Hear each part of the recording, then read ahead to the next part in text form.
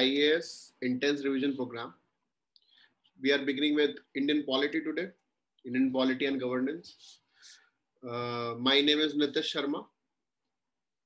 Some of you might know me, some of you might not know me. Okay, so पहली चीज, all of you are comfortable with English. All of you are comfortable with English and Hindi both. Hindi से भी comfortable है? Is there anyone in our class जिनको हिंदी नहीं आती है? ठीक है. So because it is very important to know हमारी क्लास की लैंग्वेज जो कॉमन मीडियम है वो कैसा है. It is very important to know. Otherwise हम कुछ कहेंगे, आप कुछ और समझेंगे और इंटरप्रेट कुछ और करेंगे और पेपर में कुछ और लिख के आएंगे और बीप बीप सिर्फ हम ही करेंगे, है ना. तो आखिर में बीप बीप किसे होनी है? हमको. इसलिए हम पहले ही पूछ लेते हैं. ओके, चलिए कुछ चीजें हम बता देते हैं आपको पहले ही. आज वी स्टार्टेड एट 10:05, 10:06, लेकिन from tomorrow onwards or whenever we'll be having our classes, I'll start at 10 sharp. And एक बात बहुत सिंपल समझिए, रूल है हमारी क्लास का. हम सबसे पहले, अगर आप लोग कम आएंगे तो हम सबसे पहले इंपॉर्टेंट टॉपिक खत्म कराएंगे, उसके बाद आगे बढ़ेंगे. ठीक है, जिससे जो लेट आ रहा है उसका नुकसान के लिए नहीं, जो जल्दी आ रहा है उसके बेनिफिट के लिए हम ये कराते हैं. ठीक है. दूसरी चीज कि we are here for intense revision programme. We are all are targeting the examination, which is just round the corner. So we'll be very focused in our preparation. Okay? You have to trust me. You have to understand two words, that is trust and patience. Trust me if we are discussing some topic in detail, that is important. If we are not discussing something in detail or we are just skipping it, that means that is not that important from the prelims point of view. ठीक है? Trust me and patience. अगर बोला है कि बाद में आएगा तो बाद में आएगा, ऐसा नहीं होगा कि वो छूट जाएगा. ठीक है, ये चीज ध्यान रखनी है. बिफोर वी बिगिन, आपके दिमाग में कुछ भी सवाल है तो बताइए. देखिए, बिकॉज इंस्टीट्यूट की तरफ से ये जो क्लासेस हैं ये इट इज ओपन सेशन, लेकिन for me and the students who are already enrolled, we are beginning with our crash course. ठीक है, हम कोई यहाँ पर ना तो ओपन सेशन में अपना टाइम इन्वेस्ट करेंगे, हम लोग अपनी क्लासेस बिगिन कर रहे हैं. Those who are joining it as a demo lecture, that is from the institute. For me and you who are enrolled students, this is the beginning of the crash course. Okay, ये बात बहुत अच्छे समझिएगा. तो अगर आप ये दिमाग हो कि आज तो डेमो है, क्या पता कोर्स पढ़ाया जाएगा. The moment I have started the class, हमारे लिए क्रैश कोर्स बिगिन है. वो इंस्टीट्यूट की पॉलिसी है, दैट इज डिफरेंट. हमारे और आपका टाइम बहुत कीमती है ना. Very good. Before we begin, कुछ भी आपको डाउट है तो पूछ लीजिए. हमारी क्लास में इंटरैक्टिव क्लासेस रहेंगी. आपको जो भी डाउट है पूछना अलाउड है. मन में डाउट लेके, घर पे तो आप लोग बैठे ही हैं, तो मन में डाउट लेके बैठना नहीं है. ठीक है, तो मन में डाउट लेके नहीं बैठना है. We have to be very very clear. We have to be conceptually sound, because अगर अब नहीं कंसेप्चुअली साउंड हो गए तो दैट में कॉस्ट अस आर सिलेक्शन. ठीक है, यस नो, हमें कोई मतलब नहीं है सुबह सुबह जगा दिया. जल्दी बताओ. यस नो, हमें कोई मतलब नहीं है, हमें बस क्रैश करवाओ. अच्छा, कितने लोग हैं यूपीएससी क्रैक करना चाहते हैं? जल्दी बताओ.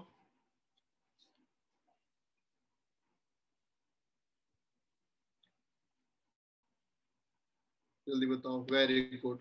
Dot dot dot dot dot dot चाहते हैं. Very good. बेटा नाम तो रख लो.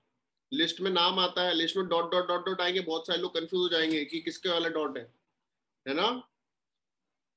वेरी ठीक है बेटा, क्रैक मत करना. ठीक है, क्योंकि UPSC is a constructive examination. पहली बातें बता रहे हैं आपको. यूपीएससी क्रैक करने के लिए नमनी तैयारी कर रहे हैं, हम लोग यूपीएससी क्वालिफाई करने के लिए तैयारी कर रहे हैं. ठीक है, we are preparing to qualify this examination. ठीक है, बहुत शिद्दत से, बहुत इज्जत से. ठीक है, हम लोग पढ़ाई करेंगे. ठीक है, यस नो, वेरी गुड. क्या आप तैयार हैं? सब लोग मन में बोलेंगे हाँ हाँ हम तैयार हैं. ठीक है,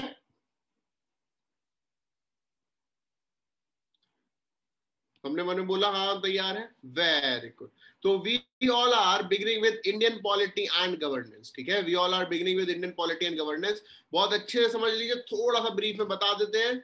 क्योंकि कुछ लोग आप में से ऐसे होंगे जो अभी लाइव में नहीं है, मोस्टली रिकॉर्डेड देखते हैं मॉर्निंग वाली क्लास। तो क्योंकि सुबह सुबह कौन उठे, अपनी मीठी मीठी नींद कौन तोड़े, है ना। सुबह सुबह तो सपने में आते, क्या पता इस बहाने बात ही हो जाए सपनों में, असली में तो हो नहीं पाती। ठीक है, तो we are preparing for prelims. ठीक है, we are preparing for prelims. जो लोग हमसे पहले पढ़ चुके हैं वो बोलेंगे कि ये इतनी तेज क्यों पढ़ाने लग गए, क्योंकि बेटा prelims is on which date, जल्दी बताओ, prelims is on which date. हम आप लोगों से बार बार पूछते रहेंगे, क्योंकि क्योंकि जिससे आप लोग सोए ना। 27 जून, वेरी गुड। अच्छा, बाकी सबका रेडियो ठीक है, क्योंकि सब लोग वीडियो बंद करके बैठे, मतलब रेडियो ही सुन रहे होंगे। रेडियो का एंटीना एंटीना ठीक कर लो, क्योंकि गलती से वीडियो खुल गई तो आई कांटेक्ट हो जाएगा टीचर के साथ। आई कांटेक्ट हो गया तो कंसंट्रेशन बन जाएगा, कंसंट्रेशन बन जाएगा तो पढ़ लेंगे ना, और पढ़ लेंगे तो सिलेक्शन हो जाएगा, है ना, है ना। और ये क्यों करेंगे हम, कंसंट्रेशन। आप पूरी क्लास में वीडियो बंद करके नहीं बैठेंगे, अपनी बंद कर लो, हमारी तरफ देखते रहना है। You have to look in my eyes while we are studying, और you have to look on the board. Okay, क्या हम इतना कर सकते हैं, क्योंकि online classes are very tough. आप लोगों को इजी लगता है कि घर में बैठे वाओ, हाथ में चाय का गिलास, ठीक है, उसके साथ में दो पापे, और चल रही है क्लास झमाझम, लेकिन concentration is very very important. Okay, very good. तो 27 जून को एग्जाम, हमारा एग्जाम है। How many days we have right now, how many days we have right now. आज 1 अप्रैल है, 1 अप्रैल है। तुम लोग ऐसा तो नहीं लग रहा कि 1 अप्रैल को क्लास रखी है, अप्रैल फूल बना दिया कि प्रीलिम्स करा देंगे 2 महीने में। ऐसा तो किसी को नहीं फील हो रहा है कि ऐसे बोला था 30 मई तक करा देंगे, आज बोलेंगे सच्चा है अप्रैल फूल। यूपीएससी की तैयारी में तो कई कई साल लगते हैं, ऐसा तो किसी को नहीं लग रहा है। वेरी गुड, क्योंकि ये रिवीजन प्रोग्राम है। हम आपको वो बताएंगे जो आपको ऑलरेडी पता है, लेकिन उसको कैसे हमें इंप्लीमेंट करना। We have 86 days, 86 days. इसमें से हर वीक में एक डे का ब्रेक लोगे, है ना, एटलीस्ट 1 डे, तो अप्रोक्सीमेटली हमारे पास रहेंगे 75 डेज। 75 डेज में से minimum 15 days will need for revision, final revision, जब हमें कुछ भी नया नहीं देखना है। हमारे पास कितने डेज है, 60 डेज। और हमारा कोर्स कब खत्म होगा, 30 में। Is it clear. So this course is dedicatedly designed for a preparation, जहां पे आपको जो डाउट होता है ना क्लासेस खत्म होने के बाद कि हाउ टू स्टडी, तो you do not need to study on yourself, we will be studying together, and then you just need to revise what we have studied together. तो एक तरीके से आपको पता है क्या कर रहे हैं हम लोग, बचपन में सुना है एक चीज, ग्रुप स्टडी, ग्रुप स्टडी, जहां पे मैक्सिमम टाइम याद है मैगी बनाने में निकल जाता था, याद है वो सब चीजें करते थे कॉलेज में, स्कूल में। हम वो लोग करेंगे, बस हम यहाँ मैगी नहीं बनाएंगे, हम लोग क्या करेंगे, डिसिप्लिन तैयारी करेंगे, will B very very discipline. अब हमारा क्या है टारगेट, हम 10 AM पे एक सब्जेक्ट पढ़ेंगे, ठीक है, 10 AM पे will be having one subject, and then 1 PM will be having one subject. तो उससे क्या हुआ, minimum in a day you have studied for approximately 4 hours minimum. उसके बाद you have rest of the day. If you are studying for 4 hours on your own, only the topics that we are studying, यही जो 2 topic है, 8 hours आपकी study हो गई है, ठीक है, 8 hours आपकी स्टडी हो गई है। एंड जैसे जैसे एग्जाम नजदीक आता है 8 to 10 hours ही तो हमें पढ़ना होता है ना। यस नो बच्चों हो, वेरी गुड वेरी गुड, हाँ, तो यस नो करना है। तो यही तरीके, इसी तरीके से हमने डिजाइन किया है, ठीक है, इसी तरीके से हमने डिजाइन किया है। तो आपको थोड़ा सा समझ में आ गया किस तरीके से हम प्रोसीड करेंगे। प्री में समझिए, there are 2 paper, GS1 GS2। We are only focusing upon GS1, हम GS1 का रिवीजन करेंगे, GS2 का रिवीजन आपको खुद से करना पड़ेगा, स्वयं, ठीक है, आपको स्वयं मतलब सेल्फ करना होगा। एंड अगर इस पेपर में आपके 67 मार्क्स आएंगे तो ही यहां पर जो है आपको टाइम इन्वेस्ट करने का बेनिफिट है, ठीक है, यही टाइम इन्वेस्ट करने का बेनिफिट है। तो CSAT you have to do on your own. On your own और from wherever you are preparing, ठीक है, from wherever you are preparing, क्योंकि आप लोगों ने कहीं ना कहीं से तो करा ही होगा, और नहीं वो भी अगर नहीं समझ में आता है तो डीएम करिएगा, बताएंगे कैसे कैसे करना. ओके. जीएस पेपर 1 में, जीएस पेपर 1 में there are 100 questions, or you all know one question will be of 2 marks, one question will be of 2 marks, and there is negative marking minus 0.67. हम लोगों का टारगेट क्या है? To clear prelims हमारे 2 target होते हैं. क्या हम टारगेट बना के चल रहे हैं? आप लोग अपनी क्या स्ट्रैटेजी बना के चल रहे हैं बताइए. आउट ऑफ दीज 100 क्वेश्चंस, हम आउट ऑफ 200 मार्क्स, हमें प्री क्लियर करने के लिए कितने मार्क्स चाहिए? कंफर्टेबल स्कोर इज, कितना भी टफ पेपर हो 120 में आपका क्लियर हो जाए, कितना भी इजी हो तो भी 120 इज कंफर्टेबल, ठीक है, 120 इज कंफर्टेबल. 120 हम लोग टारगेट कर रहे हैं. 120 in our class we are not targeting 100, क्योंकि 100 में तो आपको होगा सर तो हम तो लटक गए, है ना. That is 100 is borderline, we are targeting 120. क्या पता आपका फॉरेस्ट भी इसमें निकल जाए, ठीक है. We are targeting 120 marks. हमें क्या टारगेट करना है? ये तो बढ़ाने ही बढ़ाने, हमारा टारगेट है ये मिनिमम करना है. क्योंकि मान लीजिए आपने 80 क्वेश्चन सही, नहीं 80 सही ना कर पाओगे, बहुत मुश्किल हो जाता है. मान लीजिए आपने 60 सही कर दिए, आपको हमारे तो 120 आ गए, है ना.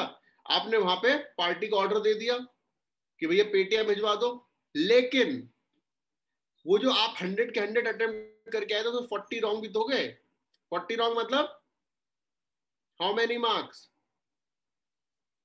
40/3 अप्रोक्सीमेटली 13 क्वेश्चन. 13 टू कितने हो गए? 50 और 3 47 क्वेश्चन करेक्ट हुए आपके, ठीक है. नेट करेक्ट आपका हुआ 47. नेट करेक्ट 47 इंटू 2 शाबाश, शीशट करेंगे 94 मार्क्स. ओहो, समझे. तो ये कम करना. अगर मान लीजिए आपके यहाँ पे बस 10 गलत होते तो आपका क्या स्कोर आ रहा होता? 110 के आसपास आ गया होता, 110 112. तो ये तो आपको करना ही करना है, ये कम करना है. what our focus will be not to only increase our correct questions. ये तो आप मोस्टली करते हैं. हम अपना करेक्ट क्वेश्चन को इंक्रीज करने का तो मैक्सिमम टाइम यही फोकस करते हैं, लेकिन नेगेटिव कम करना है. This is our strategy. You must be writing test series. आप लोग कह रहे हैं मार्क्स नहीं आ रहे हैं, आप काफी लोग सोचते हैं मार्क्स नहीं आ रहे हैं, है ना. रीजन यही है कि हम लोग नेगेटिव कम करने का नहीं है. तो हम अपनी क्लासेस में दोनों चीज फोकस करेंगे. दोनों चीज फोकस करेंगे. कैसे करेंगे? We will be doing all previous year questions since 2011 जब पैटर्न चेंज हुआ था, and we will be doing expected questions.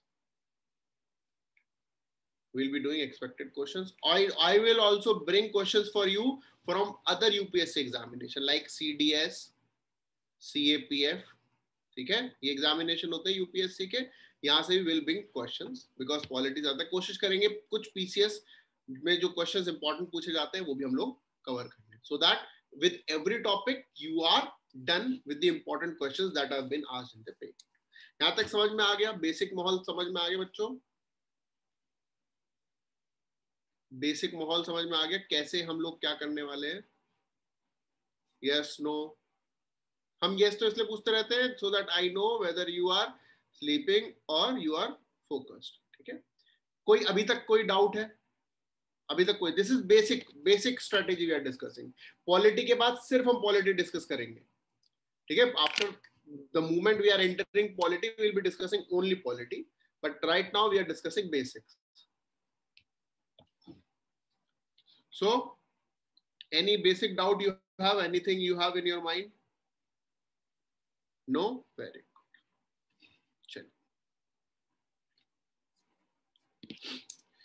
Now before we begin polity, let us compare the previous year paper.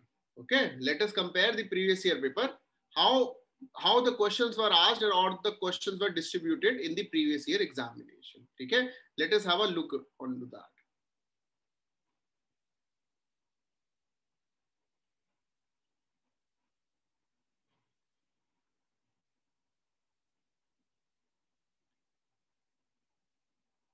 तो बेटा ये देखिए 2019 and 2020 were considered as one of the toughest papers.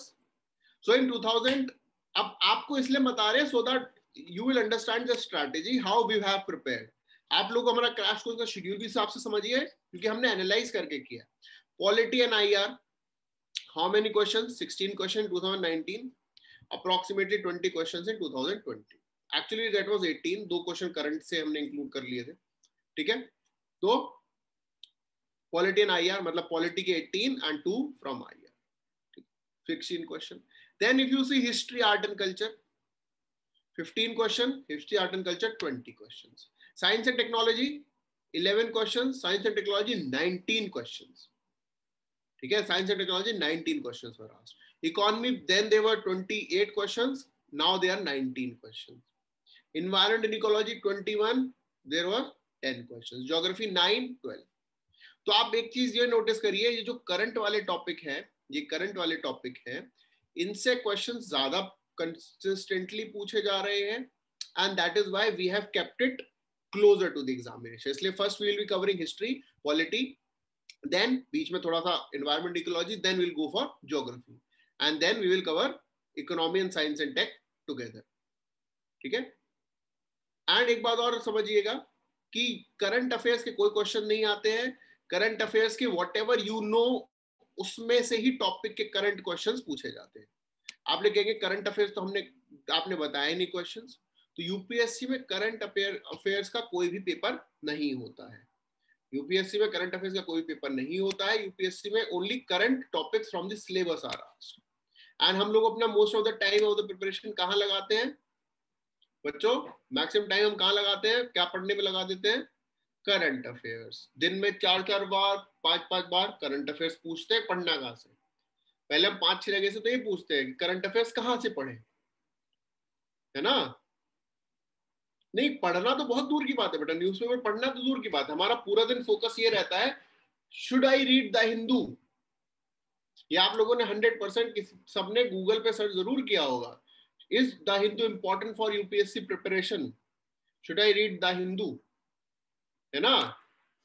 और is there any other alternative for newspaper? ये सब चीजें आप लोग दिमाग में लगाते हैं. करंट अफेयर्स 2-2 3-3 जगहों से पढ़ते हैं. 2-2 3-3 मैगजीन पढ़ लेते हैं, कुछ येलो कलर की, कुछ अदर व्हाइट कलर की, अलग अलग कलर्स की. आजकल तो कलर्ड भी आने लग गई है, वो भी पढ़ते हैं. लेकिन बेटा पेपर आ रहा है बेसिक से. ठीक है, पेपर आ रहा है बेसिक से, तो हमें वो चीज फोकस करनी है. जो हमारे स्टैटिक सिलेबस चलेंगे उसमें सिर्फ हम स्टैटिक सिलेबस पे फोकस करेंगे.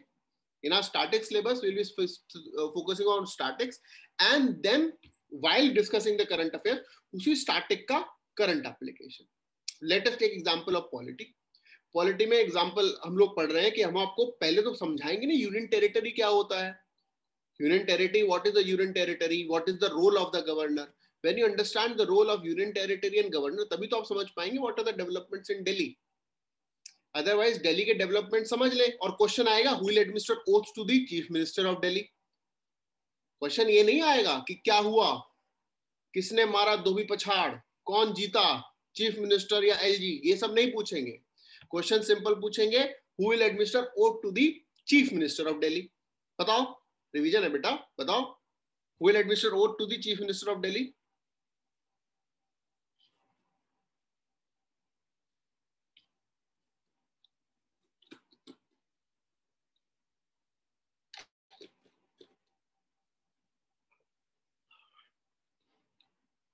Very good.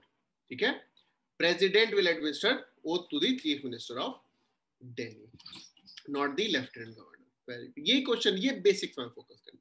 ठीक है, यहां तक समझ में आ गया है? बेसिक्स हमने ओवरऑल जनरल जो टॉपिक है वो सारे कवर कर लिए हैं. अब हमारा एक ही टारगेट है अब से, जब तक हम हैं तो पॉलिटी करेंगे. आफ्टरनून क्लास में आप लोग हिस्ट्री करेंगे. ठीक है, चलिए बच्चों, let us begin with Indian polity and governance. क्या आप तैयार हैं? जल्दी से मन में बोलिए हाँ हम तैयार हैं, जल्दी से.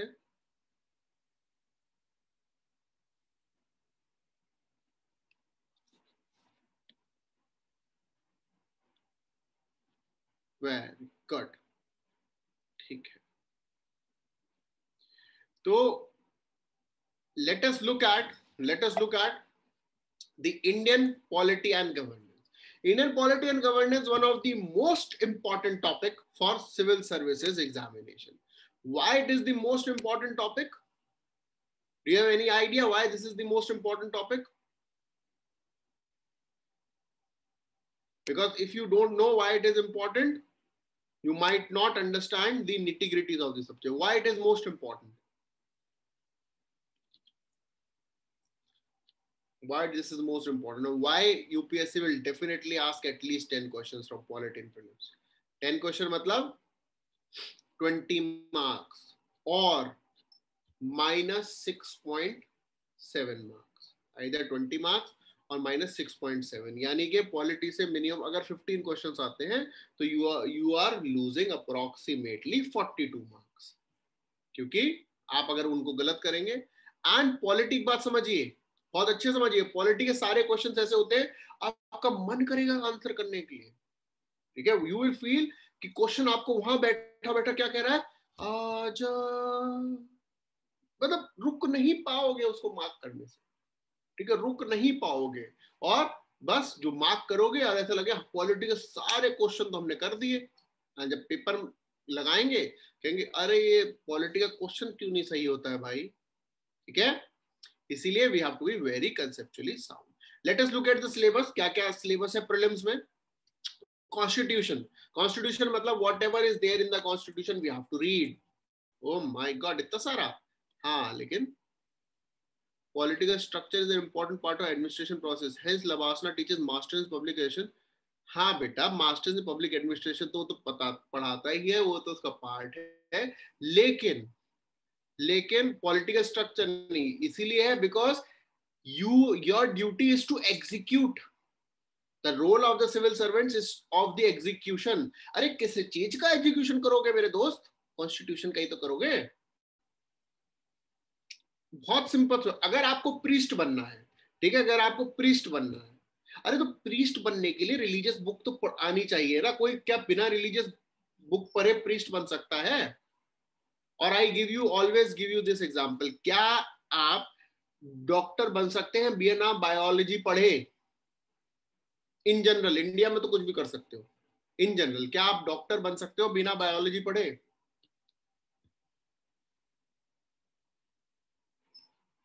Yes, no? मन में सोच रही है क्या बातें करो, हम तो ऐसी डॉक्टर बन जाते, बच्चे ने बहुत खेले हम डॉक्टर, है ना. नहीं बन सकते. बस इसीलिए यूपीएससी का प्रीलिम्स के लिए भी polity will be very very important, ठीक है. Polity will be very very important. So what is the syllabus is saying? Constitution. So what is there in the constitution? Not everything we have to read, only those things in the constitution which are basics. For example, parliament, president, ठीक है, parliament, president, that is very important, that is what we have to read. Though those points that are in news, that we have to read, ठीक है, that is what we have to read. तो constitution पूरा नहीं पढ़ना है. Constitutional bodies that are in news, for example elections हैं बंगाल में and Kerala में. तो क्या है इसकी वजह से? Election commission is in work right now, तो इलेक्शन कमीशन से क्वेश्चन आ सकता है. दिस इज हाउ क्वेश्चंस में कम, ठीक है. पॉलिटिकल सिस्टम से क्वेश्चन आ सकते हैं. पॉलिटिकल सिस्टम से क्वेश्चन आ सकते हैं, for example presidential system, prime ministerial system, the role of judiciary, ये सब क्वेश्चन आ सकते हैं. पंचायती राज से क्वेश्चन आएगा ही आएगा, कोई ताकत नहीं रोक सकती पंचायती राज से क्वेश्चन आने से. Why? Because in a 5 to 6 point syllabus Panchayati Raj has been clearly mentioned. Public policy से questions will be there. Public policy means schemes. The questions will be there from government schemes. ठीक है, the questions will be there from government schemes because this is the part of public policy generation. Then the questions will be there from rights. कुछ भी कर लो, fundamental rights तो घोट के P जाना है. फंडामेंटल राइट्स घोट के पी जाना है. Why? Because question fundamental rights से आएगा ही आएगा, कोई ताकत नहीं रोक सकती, ठीक है, कोई ताकत नहीं रोक सकती. लेकिन हम ये नहीं बोलेंगे नहीं आया तो हम पढ़ाना छोड़ देंगे, अपना क्यों नुकसान करें. मतलब आता है, 99.99% आता है. नहीं आया तो यूपीएससी की मर्जी, ठीक है. हमसे मत बोलना कि आपने तो कहा था पढ़ाना छोड़ दो, हम नहीं करेंगे, ठीक है. ओके, बिकॉज अगर हम क्वेश्चंस प्रिडिक्ट कर सकते, पहली बात बता रहे हैं हम प्रिडिक्ट नहीं कर सकते क्वेश्चन, क्योंकि अगर हम क्वेश्चन प्रिडिक्ट करना जानते तो बेटा हम टीचर नहीं बाबा बन गए होते, है ना। तो हम बस एनालिसिस के बेसिस पे पढ़ते हैं। सिलेबस आप लोगों ने समझ लिया है, देख लिया है, कोई दिक्कत सिलेबस में? कोई दिक्कत? ये जो पीडीएफ है आपको मिल जाएंगी, all this PDF will be provided to you. Our focus should not be on writing, our focus should be on listening. आपको सुनना ज्यादा है, लिखना कम है, because in prelims you just have to mark the ovals. Mains में लिखना ज्यादा है, दिमाग चलाना और सुनना कम है, क्योंकि in mains you have to write more. ठीक है, तो syllabus is constitution, political system, Panchayati Raj, public policy and rights issue. This is the syllabus. Now if we look at the previous year papers, if we look at the previous year papers of polity, देखिए पूरा analysis के साथ चलेंगे। ठीक है, analysis के साथ चलेंगे। आजकल तो मार्केट में ये भी चल रहा है ना, एआई के थ्रू तैयारी करें यूपीएससी की, तो एआई वीआई नहीं लगा रहे हैं, बेसिक अंडरस्टैंडिंग से समझ रहे हैं कि प्रीवियस ईयर पेपर्स में, in the previous year papers, how the trend of polity has been, how the trend of polity has been. ठीक है, तो इन 2013 16 questions have been asked, in 14 12 questions, in 15 13 question, 16 7 questions, 17 23 question, then 13 13 18। तो अगर हम इनका average लगाएं तो it would be around 15 questions। तो अगर आप इन क्लासेस को बहुत डेडिकेटेडली कर लेते हैं, if you are covering these classes of polity dedicatedly, I guarantee you, dedicatedly, ये नहीं कि हमने क्लासेस जो है ईयरफोन में लगा के सोए थे लेकिन फिर भी हमसे क्वेश्चन नहीं हो पा रहे हैं। ठीक है, डेडिकेटेडली मतलब बैठ के अच्छे से रिवाइज कर रहे हैं। तो आउट ऑफ दीज 15 क्वेश्चन, 13 आप कर लेंगे, ये गारंटी है। क्लास से 13 क्वेश्चन आएंगे, ये गारंटी है हमारी। क्यों आएंगे? क्योंकि यूपीएससी का ट्रेंड हमने एनालाइज किया। ठीक है, are we clear? Are we clear? Yes, no? 15 में 30 मतलब अप्रोक्सीमेटली 90% क्वेश्चन आप कर लेंगे। 15 के 15 हम खुद नहीं कर पाएंगे, बहुत क्लियरली बता रहे हैं। अगर हम भी पेपर देने बैठे 15 के 15 हम खुद भी नहीं कर पाएंगे। क्यों? यूपीएससी के अच्छे बेटे अपना पॉलिटिकल समझ रहे हो बहुत धुरंधर, तो ऐसे क्वेश्चन यूपीएससी एक दो जरूर देते हैं जिसमें सबकी हालत खराब हो जाती है। पॉलिटी के 15 मतलब 100% क्वेश्चन करने की कोशिश में मत पढ़ना। 90% हमारा टारगेट है, 90% विल कवर, उसके ऊपर जितना भी है वो हरी इच्छा। Okay, trend we have understood, trend we have understood, very good, very good. बच्चों अभी तक कोई भी डाउट हो तो बताओ, ये ट्रेंड समझ लिया, सिलेबस समझ लिया, कोई भी डाउट हो तो बताओ। बुक एम लक्ष्मीकांत सबके पास है? एम लक्ष्मीकांत सबके पास है? ठीक है, एम लक्ष्मीकांत से ही बस पढ़ना है। जो भी हम टॉपिक क्लास में करते रहते हैं वो एम लक्ष्मीकांत से रिवाइज करिए, दैट्स इट। उस टॉपिक को खत्म कर दीजिए, उसके अलावा और कुछ नहीं पढ़ना। DD Basu, Subhash Kashyap, BL Fadia, MP Singh, कोई बुक नहीं पढ़नी है। ठीक है, कोई भी बुक नहीं पढ़नी है। मार्केट में और बहुत सारी है, पॉलिटी, ये कुछ नहीं पढ़ना। What we are doing and M Lakshmikant. These are the two things that we'll be doing. M Lakshmikant also very selectively. Is it clear? यही करना है हम लोगों को, और इधर उधर बहकावे में नहीं आना है। पॉलिटी इज दैट सब्जेक्ट जो एक बुक से कंप्लीट हो जाता है। उसके साथ साथ पॉलिटी के जितने मैक्सिमम क्वेश्चंस हम कर सकते हैं हम लोग करेंगे। Will be focusing more on questions. Are we clear?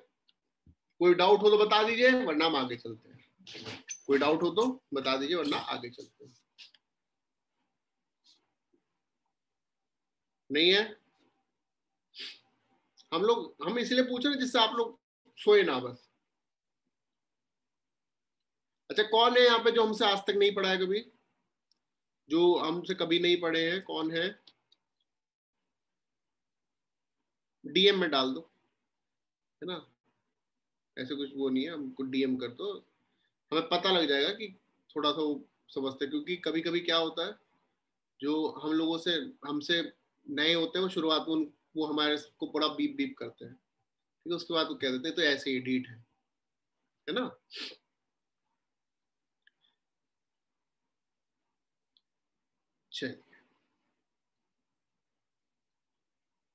हाँ जी बच्चों, अब let us begin with Indian polity for prelims.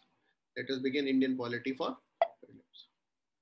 हाँ जी, बहुत बेसिक सवाल, व्हाट इज द कॉन्स्टिट्यूशन, क्योंकि UPSC what UPSC is doing these days, UPSC is asking conceptual questions. UPSC is asking conceptual questions. I'll give you an example. I'll give you an example so that it will be more clear to you. आप लोग better समझ पाएंगे.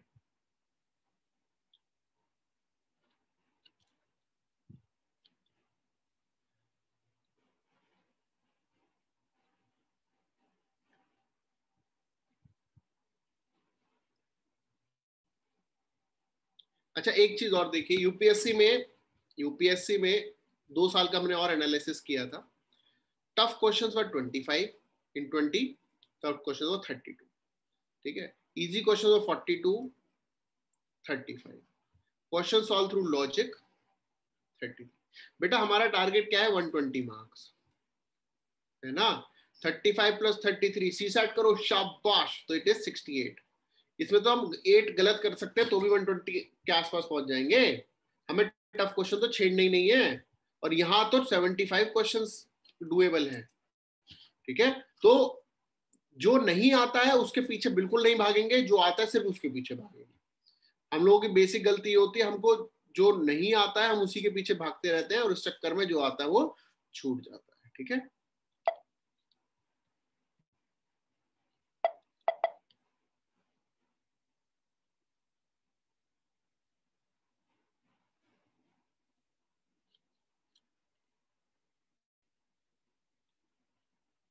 देखिए अभी conceptual question आया UPSC का. This is 2020 question. This is 2020 question.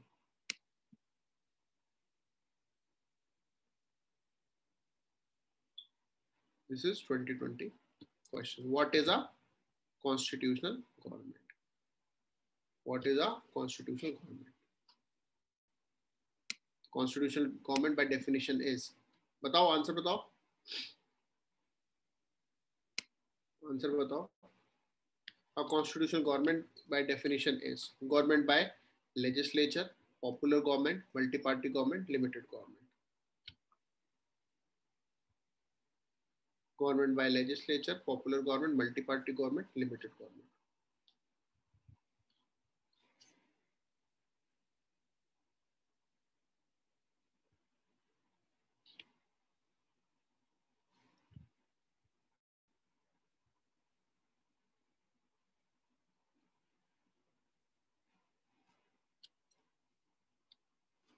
D, limited government. ठीक है, वो तो क्वेश्चन खैर आंसर इसमें था ही, हमने बाद में रब किया कि उससे पता लग जाए आप लोगों ने आंसर देखा कि नहीं देखा. लेकिन by this question I wanted to tell you that in polity रटने वाला नहीं है, कंसेप्चुअल क्वेश्चन है, इसलिए हम थोड़ा कंसेप्चुअली समझेंगे. So what do you understand by constitution?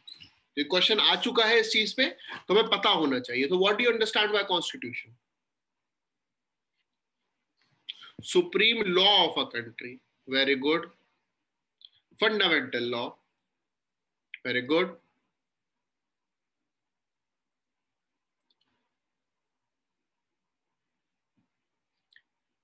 Very good. बाकी सब, बाकी सब देखिए, अगर हम बहुत अंडरस्टैंड बेसिक चीज समझे, कॉन्स्टिट्यूशन इज दैट डॉक्यूमेंट जिसके बाहर से हम कुछ नहीं कर सकते. ठीक है, जिसके बाहर से हम कुछ नहीं कर सकते. Whatever we have to do, we have to do within the ambit of that constitution.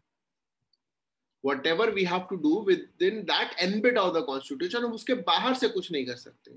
ठीक है, उसके बाहर से कुछ नहीं कर सकते. फॉर एग्जाम्पल, अगर you are going for a shopping, ठीक है, you are going for a shopping, याद है कुछ हुआ करता है शॉपिंग, आजकल तो सिर्फ ऑनलाइन शॉपिंग ही हो रही है, तो ये मत सोचना we are going to shopping मतलब अच्छा हाँ मान कर लिया अमेजोन में लॉग इन आ गए, वो नहीं. When you are going for shopping, and आपको शॉपिंग के लिए 2 तरीके हो. एक है आपको घर से लिस्ट मिली है कि ये सामान ले आना. ठीक है, आपको एक लिस्ट मिली है कि ये सामान ले आना, that is one way of shopping. दूसरा है घर वालों से पैसे दिए, जा सिमरन जी अपनी जिंदगी, है ना. तो इन 2 condition, this is one condition, this is one condition where you have been provided with a list and money of course, list and money for shopping, and इधर you have just been provided with money. तो दोनों में से ज्यादा free आप किस में है? दोनों में से ज्यादा फ्री आप किस में? This is 1, this is 2. Simran, no Simran. Second में you are more free, you are more free in second, है ना. अब जो लिस्ट है कॉन्स्टिट्यूशन, अगर आपको लिस्ट प्रोवाइड करी गई है, लिस्ट प्रोवाइड करी गई है, that means you have been provided with certain guidelines. You have been provided with certain guidelines. So don't you feel that your shopping is limited? Don't you feel your shopping is limited? Yes or no?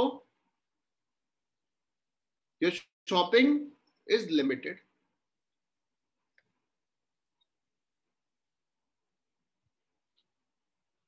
है ना.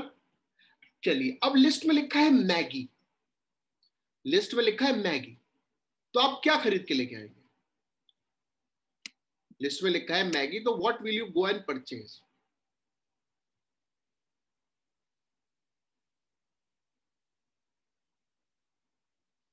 इन the list there it is written Maggi. Maggi लाओगे, है ना. Very good. अब बेटा list में Maggi लिखा है, लेकिन याद है लॉकडाउन का टाइम तो मैगी ब्लैक में बिक रही थी, मार्केट में मैगी नहीं है. याद है वो वाला टाइम? मार्केट में मैगी नहीं थी, black marketing of Maggi is there. तो उस टाइम पे क्या करोगे? आप शॉप पे जाओगे मैगी, तो आपके पास क्या ऑप्शन है? यिप्पी, पतंजलि नूडल्स और 2-4-50 तरीके के और नूडल्स आते हैं, उनको भी आप मैगी मानते हो. तो this is what is there in our constitution also. Our constitution has provided us a guideline. कभी कभी कुछ चीजें स्पेसिफिकली प्रोवाइड नहीं होती, इसीलिए we have certain laws which are based upon the constitution but which are extra constitution. ठीक है. तो ये मत सोचिए कॉन्स्टिट्यूशन के बाहर वो लॉ बनते हैं. लिमिटेड गवर्नमेंट है, लिमिटेड गवर्नमेंट है, but it has certain autonomy on the basis of guidelines. Is it clear to you? यहां तक समझ में आया है? What do we mean by constitutional government and what do we mean by constitution?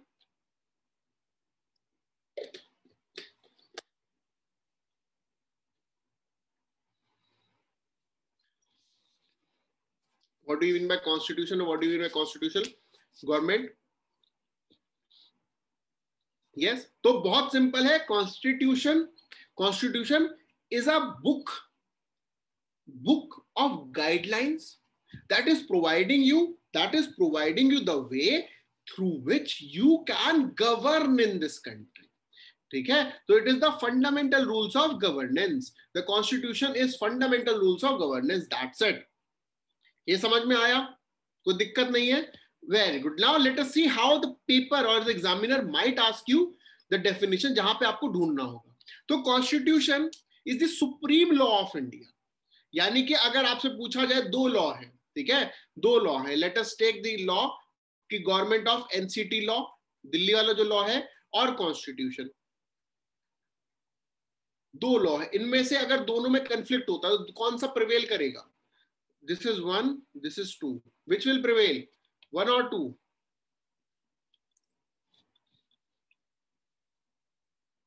Second one will prevail. Why? Because constitution is the supreme law. Constitution is the supreme law. उसी आपको हमने जो एग्जांपल दिया, उसी example में देते हैं कि लिस्ट में लिखा है मैगी और दुकान वाला कह रहा है मैकरोनी, तो आप क्या मैकरोनी खरीद के लाओगे? लिस्ट में लिखा है Maggi and the shopkeeper saying macaroni, तो आप क्या मैगी खरीद के लाओगे? नहीं, क्योंकि लिस्ट में स्पेसिफिकली लिखा मैगी, मतलब वो जो लंबे लंबे गोल गोल होते हैं, है ना, छोटे छोटे गोल गोल नहीं. ये बात बहुत क्लियरली समझिए. ऐसे ही constitution is the supreme law, उसके बाहर कुछ नहीं. क्या है? This document is providing you a fundamental political code. भैया क्या होना है? Prime minister. कौन होंगे प्राइम मिनिस्टर? की पावर क्या होंगी? ये हमें प्रोवाइड किया गया है. हमें प्रोवाइड किया गया the president will be kept at a separate pedestal where the president will be only acting as the head of the government. हमें बताया गया ड्यूटीज होती हैं क्या गवर्नमेंट की. अरे एक बात बताओ, गवर्नमेंट क्यों आपको खाना दे?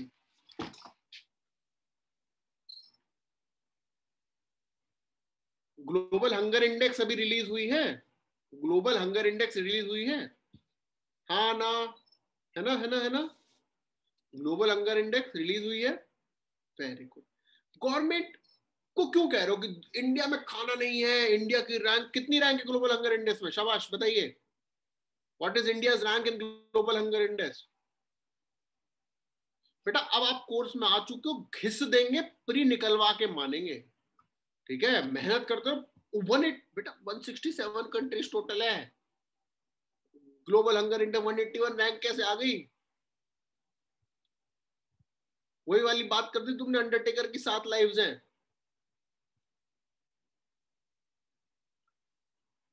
167 टोटल कंट्रीज का डेटा काउंट होता है ग्लोबल हंगर इंडेक्स में, इंडिया इज 94, है ना? तो कह रहे भूखे हैं लोग, स्टंटेड है। अच्छा किसकी गलती, गवर्नमेंट की क्यों गलती है अगर लोग स्टंटेड हैं? ये बताओ।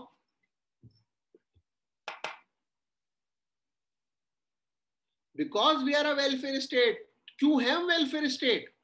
कैसे पता आपको वेलफेयर स्टेट है? क्योंकि हमारे कॉन्स्टिट्यूशन में लिखा है। समझ में आया?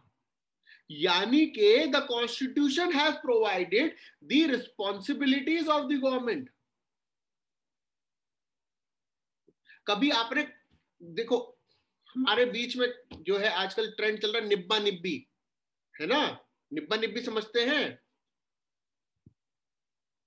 निब्बा निब्बी समझते हैं? नहीं समझते? तो बेटा तुमने देखा 15 साल के बच्चे जो एक दूसरे को कहते तुम मुझे छू के कसम खाओ मुझे कभी नहीं छोड़ोगे, देखा 15-15 साल के बच्चे? वो निब्बा निब्बी कहलाते हैं, है ना? वो निब्बा निब्बी कहलाते हैं, जो मतलब बचपन में ही बचपन में ही उनको ऐसा लगता सब देख लिया। जैसे अभी थोड़े दिन पहले हमारी कजन है, उसने स्टेटस लगाया हुआ था, अब कुछ नहीं बचा इस दुनिया में देखने को, ए खुदा क्यों मुझे तूने इतना बड़ा कर दिया। She is 11 years of age, ठीक है? वो 11 साल की है। मैंने कहा ये बताओ पहले तो फोन कहां से आया तुम्हारे पास? तो ये निब्बा निब्बी होते हैं, है ना? अब अब ऐसे एक ट्रेंड होता है कंधा। कंधा समझते हैं? नहीं समझते? मनी बिल जब पढ़ाएंगे बहुत अच्छे समझाएंगे। सुनना है ट्रेंड, सुना है कंधा? Yes no? क्या क्या सुना कि हम तो हैं? है? ये तो नहीं बोलेगा कोई? अगर कोई है तो मन में रखना है बात कि सबको नहीं बताते हैं, सबको स्कीम नहीं समझानी चिल्ला चिल्ला के, है ना? अरे समझते कंधा? Very good. कभी किसी कंधे ने गवर्नमेंट के पास जाके बोला मोदी जी कब तक हमारा ऐसे कटता रहेगा? कभी सुना है किसी कंधे को ऐसे बोलते हुए? किसी ने पीआईएल डाली हो सुप्रीम कोर्ट में कि हमें फ्रेंड जोन कर दिया गया बहुत ही बुरी तरीके से? सुना है? क्यों? क्योंकि कॉन्स्टिट्यूशन ने पर्सनल रिलेशनशिप को, देखिए समझिए, अगर हम आपको कोई भी एग्जांपल दे रहे हैं that example will definitely help you in your preparation, ठीक है? ये मत सोचिएगा कि पकड़ चल रही है, जय महाकाल टाइप नहीं पढ़ा रहे हो, ठीक है? समझो तो, because the constitution has kept the personal relations out of the ambit of the government structure. Constitution has kept the personal relationship out of the ambit structure, लेकिन the person who is married तब उन्हें जो है registration कराना होता है government के पास जाकर, है ना? मैरिज का तो रजिस्ट्रेशन होता है। Why? Because government has kept the personal relationship out of the ambit, but the rights of the women is the responsibility of the government. समझ में आ गया? क्योंकि पता नहीं हमें क्यों ऐसा फील हो रहा है, इस बार ये क्वेश्चन आ सकता है that what are the responsibilities of a constitutional government,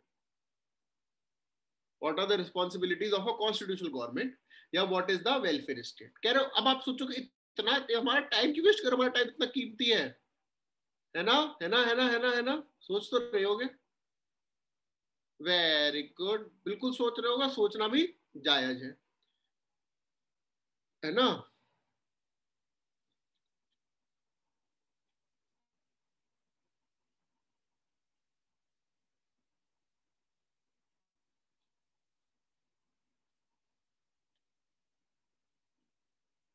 आप लोगों का सोचना भी बिल्कुल जायज है, क्योंकि आप लोगों का टाइम बहुत कीमती है। This is the high time. हाँ बच्चों, क्वेश्चन देखो। Constitution declare ideal, which part of the constitution declare ideals of welfare state. इस साल पार्ट पूछ लिया है क्या? Features of a welfare state नहीं पूछ सकता इस साल? अगर 2020 में part of the welfare state पूछ लिया है, तो क्या कोई ताकत रोक सकती है for asking UPSC the features of a welfare state? आप खुद ही बताओ, नहीं रोक सकती। इसीलिए हम इस चीज पे फोकस कर रहे हैं। Are we clear? Yes, no? हमको कोई मतलब नहीं है। हाँ, यस नो में कोई मतलब नहीं है। बस ये बताओ गवर्नमेंट कब जो है कंधों की मदद करेगी, हमें इससे फोकस है, हैं? ऐसा तो नहीं?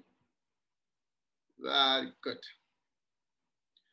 तो this is the constitution that demarcate the duty responsibility. अच्छा, अब आपकी ड्यूटी है टैक्स पे करने की। It is a duty to pay taxes. कौन सा पे टैक्स पे करना है दैट डज नॉट मैटर, लेकिन अगर आपसे बोला जाता है कि टैक्स पे कीजिए, ये वाला टैक्स लगेगा, तो आप क्या बोलते हैं? कुछ नहीं, क्योंकि we do not have any choice. We can protest that we might not be giving those taxes, लेकिन it is a duty of a citizen. ऐसा नहीं हो सकता कि हम नहीं दे रहे, हमारा मन नहीं कर रहा है। कभी सुना किसी का हमारा मन नहीं कर रहा है तो हम टैक्स नहीं देंगे? नहीं सुना। क्यों? क्योंकि इट इज अ ड्यूटी। तो this is what is there in the constitution. क्या हम बेसिक डेफिनेशन ऑफ कॉन्स्टिट्यूशन समझ चुके हैं? क्या हम बेसिक डेफिनेशन ऑफ कॉन्स्टिट्यूशन समझ सके हैं?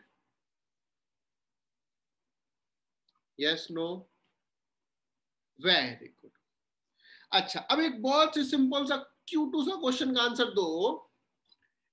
क्यूटू सा क्वेश्चन का आंसर दो। When was the constitution of India enforced? When was the Constitution of India enforced?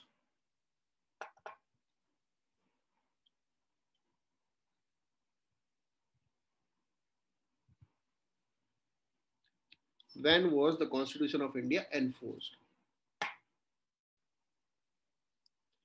26 January 1950. Very good. And when do we celebrate the Constitution Day? When do we celebrate the Constitutional Day? 26 नवंबर। ऐसा क्यों? अभी अभी तो आप लोग कह रहे हो कि कॉन्स्टिट्यूशन एनफोर्स हो गया 26 जनवरी को, and constitution day we celebrate on 26 November. इस क्वेश्चन का जवाब देंगे जब हम प्रीएम्बल पढ़ेंगे, ठीक है? इस क्वेश्चन को दिमाग में रखिएगा। Very good. Another question, another question. बाहर से कहीं लाएंगे नहीं, यूपीएससी का पास्ट ईयर हम लोग उठाएंगे, जिससे आप लोगों को कोई कंफ्यूजन हो ही ना, है ना? पास्ट ईयर देखेंगे एंड क्वेश्चन सॉल्व करेंगे।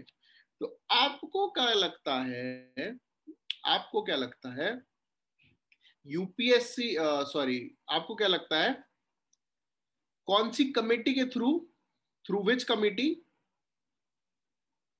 Through which committee the constitution of India was formed? कौन सी कमेटी के through constitution of India form हुआ था? विच committee recommended for the constitution of India?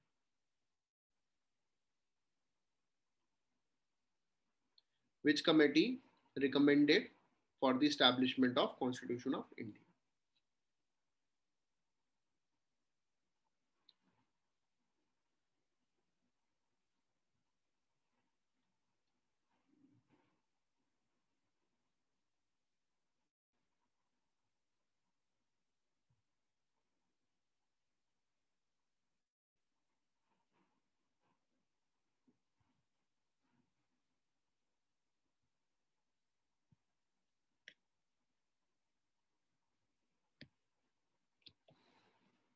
By Constituent Assembly, Nehru Committee.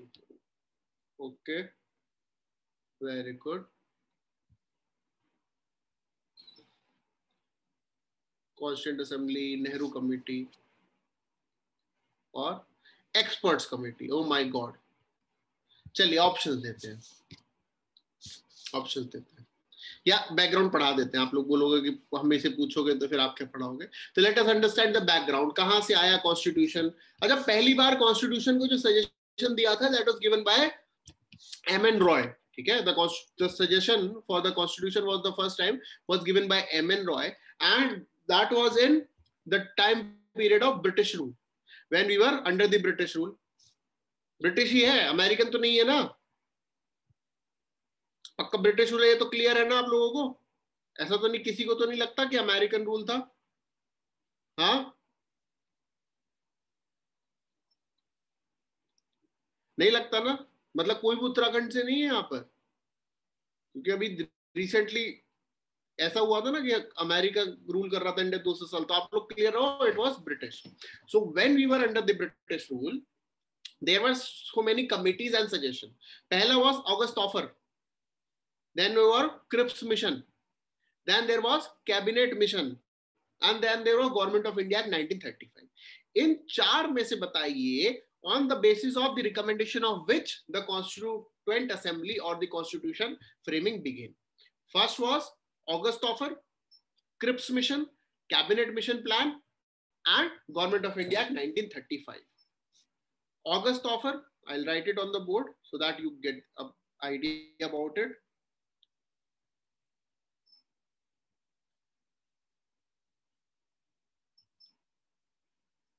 August Offer, Cripps Mission,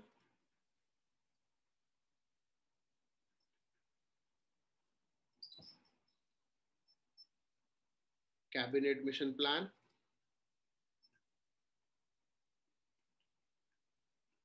and fourth is Government of India Act 1935.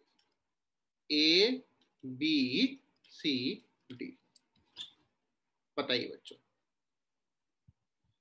A, B, C, A, B, कोई D भी बोल दो, चारों cover हो जाएंगे. आप लोग D बोल दीजिए. Very good. C. हाँ जी. तो the answer to this is in the slide that will be discussing today. हाँ जी. एक बात बहुत अच्छी समझिएगा, यूपीएससी में एक आध बार नहीं, ये 4 बार आ चुका है ये वाला question.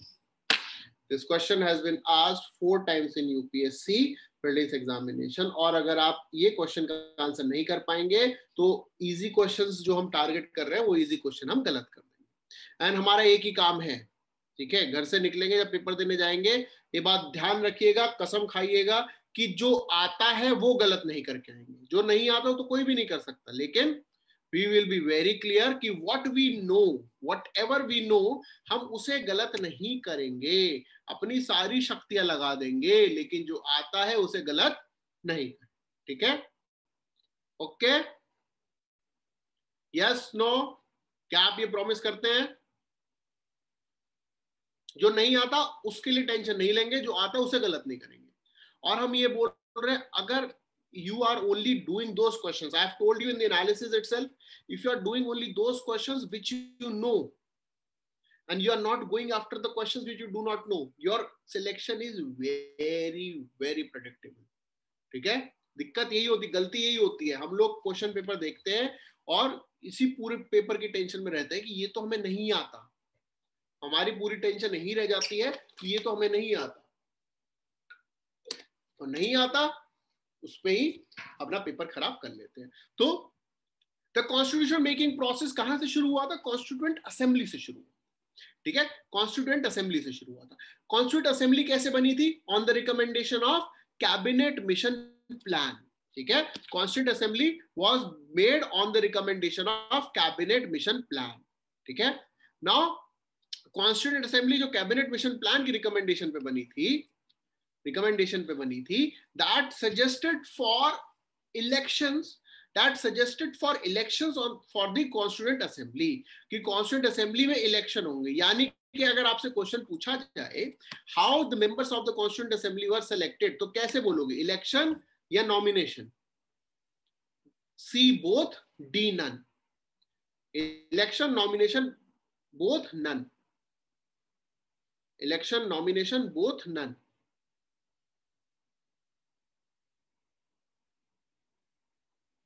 election, nomination both, none. both बेटा, both. यही यूपीएससी में यही गलती हो जाती है. ठीक है. समझिए, elections and nomination both were there. In the Constituent Assembly, both type of members were there. Acha, the elected members, were they directly elected or indirectly elected? Elected members, were they directly elected or indirectly elected? Indirect election. Through which method? What was the method of the indirect elections in the Constituent Assembly? Proportional representation by a means of single transferable vote. ठीक है, proportional representation by means of single transferable vote. बेटा आप लोग कैसे पता है proportional representation by means of single transferable vote होगा? आप लोग कैसे पता है?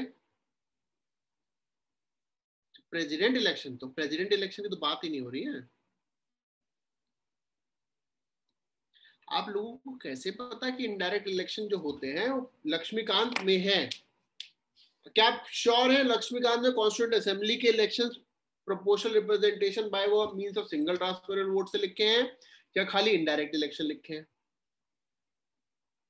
जल्दी से बेटा, या यही क्वेश्चन गलत होने के स्कोप पड़ जाता है, क्योंकि इनडायरेक्ट हमने जहां भी पढ़ा है और इनडायरेक्ट हमने कहां पढ़ा है? President, Rajya Sabha, legislative council and vice president. ठीक है, तो the indirect elections were by proportional representation by means of single transferable vote. ठीक है, they were by proportional representation by means of single transferable vote. लेकिन हर जगह indirect election का मतलब ये नहीं होता है that they are through proportional representation by means of single transferable vote. ठीक है, ये बात क्या आप समझ पा रहे हैं? खुद से assume नहीं करना है. Until and unless you are very sure about it, do not assume it. Okay? Okay, बच्चों? Very good. So, a Constituent Assembly was created. Constituent Assembly was to be created on the recommendation of Cabinet Mission Plan. The Constituent Assembly will have both the elected members from the Provincial Legislative Assembly. ठीक है, it will have elected members from Provincial Legislative Assembly. अब Provincial Legislative Assembly क्या है? जैसे हमारे state में assemblies होती हैं, legislative assembly होती है. In the similar manner, there were provinces during the British rule, and those provinces were having the Provincial Legislative Assemblies. ठीक है, and the members from the princely states were nominated. The members from the princely states were nominated. So elected members were there, elected in direct election, and nominated members. Okay, nominated members were there. And who was the chairman of the Constituent Assembly? Dr. Rajendra Prasad was the chairman of the Constituent Assembly. Okay, Dr. Rajendra Prasad was the chairman of the Constitutional Assembly. Are we clear with this till this point? Are we clear till this point?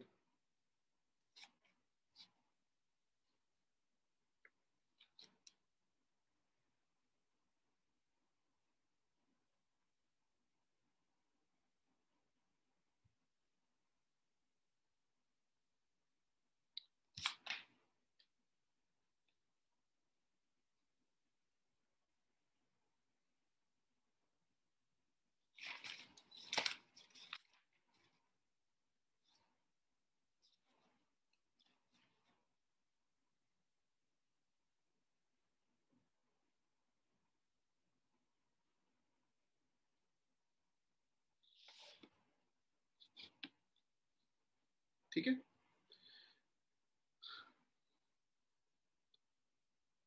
4 members of chief beta nominated members from the chief commissioners provinces. They were nominated from the princely states as well the chief commissioners provinces. They were nominated. Okay, because they were representing the Britishers itself. They were representing the British. That is why they were nominated. Acha, which animal represented or was reflected on the seal of Constituent Assembly? Now, which animal represented the seal of Constituent Assembly? Elephant. कैसे पता? क्योंकि screen पे दिख रहा है. ठीक है, screen पे दिख रहा है. That is why there is a book called as just the elephant dance, that is representing India with an elephant. Why? Because the constitution seal contain India as an elephant. ठीक है, ये basic background आपको दिया हुआ है कि M.N.. Roy ने पहली बार इंट्रोडक्शन दिया था. And C Raja Gopalachari also asked for the creation of the Constituent Assembly. Then there was August Offer, then there was Cripps Mission, then there was Cabinet Mission Plan, and then there was, मतलब सबसे पहले government of India act आया था. अगर हम chronology देखें, government of India act, August offer, Cripps mission and cabinet mission plan, सब आप हिस्ट्री में पढ़ेंगे सब चीजें. ठीक है, अब ये कुछ कमिटीज हैं. कमिटी, सबसे इंपॉर्टेंट कमिटी कॉन्स्टिट्यूशन में अंदर थी drafting committee. Was the chairman of drafting committee? Was the chairman of drafting committee? ये कुछ बेसिक फैक्चुअल क्वेश्चन है, लेकिन अगर आ जाए तो क्या क्या. Yes, doctor Ambedkar was the chairman. And when was the first time that our constitutional assembly met? Constituent Assembly met on 9th December 1946. Our Constituent Assembly met 9 December 1946. अच्छा, अगर क्वेश्चन आता है that the constitutional making process began before the independence, true or false? The constitutional making process began before the independence, true or false? True. हमें कैसे पता? अभी अभी हमने देखा है ना, अभी अभी हमने देखा कि अभी हमने क्या देखा, that 1946 में the Constituent Assembly sat for the first time. So that means the process began before independence. ठीक है, very good. How many months, years, days it took? UPSC कभी नहीं पूछेंगे, याद करने की जरूरत नहीं है. लेकिन अगर याद रह जाए तो ठीक है, अच्छा लगता है, हवाबाजी करने में अच्छा लगता है कि 2 साल 11 महीने 18 दिन. ठीक है, it took for our constitution to be made and the constitution that we had. In total 165 days lage the. And finally our Constitution Assembly adopted our constitution on 26 November, which was enforced on 26 January 1950. These are the facts. Committees हैं, आपको notes में दे देंगे. ठीक है, पढ़ लीजिएगा. Who was the constitutional advisor? Who was the constitutional advisor of the Constituent Assembly? Who are the constitutional advisor of the Constituent Assembly? Sir B.N. Rao. Very good. Sir B.N. Rao was the constitutional advisor of the Constituent Assembly. Very good. Who was the speaker of first Lok Sabha, or the first Lok Sabha? Who was the speaker of the first Lok Sabha after independence? Very good. G.V. Mavlankar. And the chairman of the Constituent Assembly, we know, doctor Rajendra Prasad. ठीक है, ये बहुत अच्छे समझिएगा, confusion हो जाता है. Major committees है. ड्राफ्टिंग कमेटी के chairman was doctor Ambedkar. Power committee Jawaharlal Nehru. Constitution committee Jawaharlal Nehru. Provincial committee Vallabh Bhai Patel. Advisory committee. एक क्वेश्चन आ जाता है that which of the committee of the constitution had subcommittees? So the answer to this is advisory committee on fundamental rights, minorities and excluded areas. Advisory committee, fundamental rights, minorities, tribal and excluded areas. कौन सी सब committees है जानने की जरूरत नहीं है, याद करने के लिए. Vallabh Bhai Patel was the chairman of that committee. Vallabh Bhai Patel, Sardar Vallabh Bhai Patel was the chairman of that committee. Okay.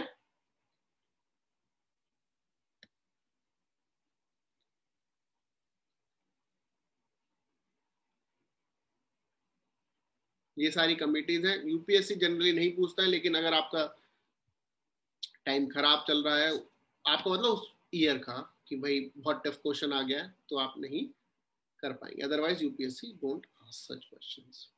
यहाँ तक समझ में आ गया, बैकग्राउंड समझ में आ गया यूपीएससी वाला कॉन्स्टिट्यूंट असेंबली का? नहीं करनी है बेटा, हमने पहले बता दिया नहीं करनी है. आप लोग घबराओ मत,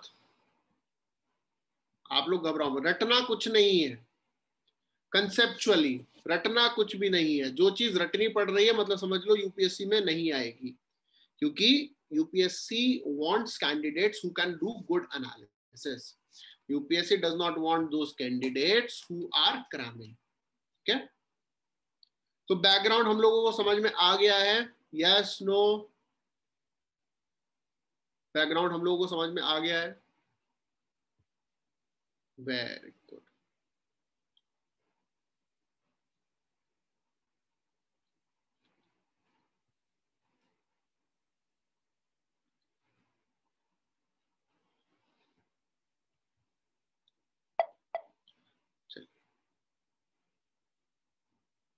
विजिबल है ना स्क्रीन आप लोगों को? विजिबल है स्क्रीन? ठीक है. So let us understand the constitution in basic. Constitution contains original constitution had 395 articles, 22 parts and 8 schedules. ठीक है. The original constitution had 395 articles, 22 parts and 8 schedules when it was commenced. Now the original constitution has approximately, ठीक है, approximately, constitution में originally preamble भी था, ठीक है. From which country the concept of having a preamble was adopted in India? From which country the concept of having a preamble was adopted in India?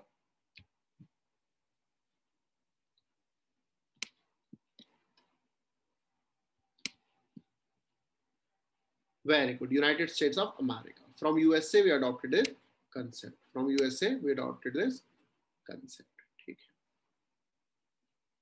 Now, the original constitution had preamble, 395 articles, 22 parts and 8 schedules. The present constitution has a preamble, approximately 448 articles, which are divided into 25 parts, 12 schedules and 104 amendments.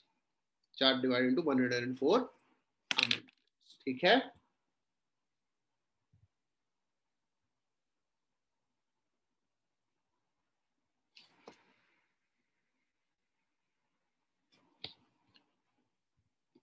This is the basic about the constitution.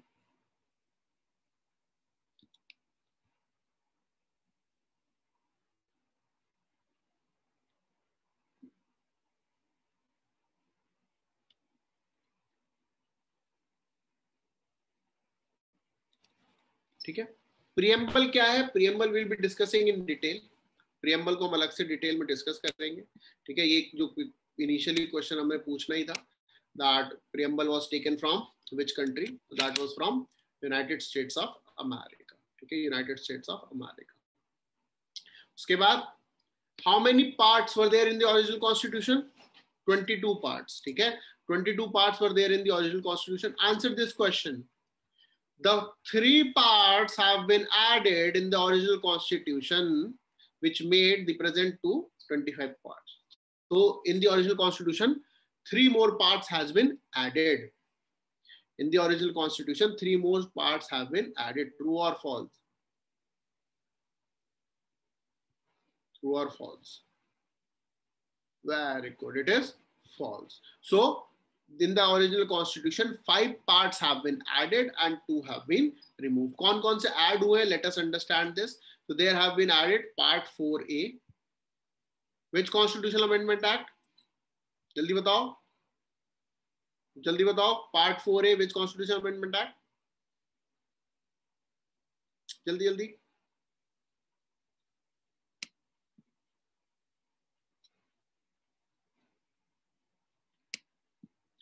(42nd). Very good. So 42nd Constitutional Amendment Act.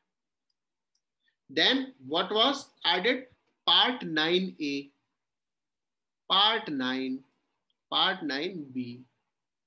ठीक है. 9 which Constitutional Amendment Act? 9A which Constitutional Amendment Act? 9B which Constitutional Amendment Act? And 14A. 14A which Constitutional Amendment Act? Just give me the names, so that we'll also close this topic. 73, 74, 97. Very good. Very good.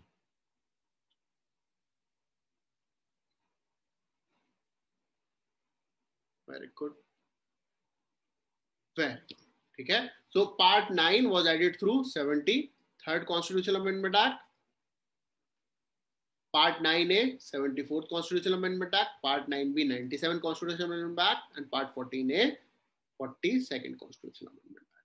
What कौन सा गया? Part 9 was removed. Initially there was Part 9 and Part 7 was remove. तो आपके अभी भी कॉन्स्टिट्यूशन में there is nothing called as part 7, ठीक है। So there have been 5 added,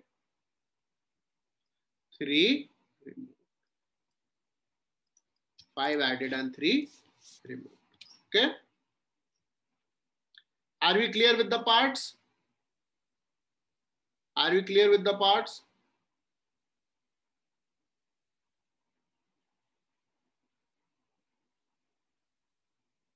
अच्छा, एक क्वेश्चन, ओ सॉरी, 2 रिमूव, हाँ सॉरी, माय मिस्टेक, 2 रिमूव, हाँ। अच्छा, इस क्वेश्चन आप एक्चुअली आपके लिए बड़ा अच्छा तो क्वेश्चन फ्रेम कर रहे थे। The constitution has been divided in parts, the constitution has been divided in parts as a British practice. The constitution has been divided in parts as a British practice. True or false? The constitution has been divided in parts as a British practice.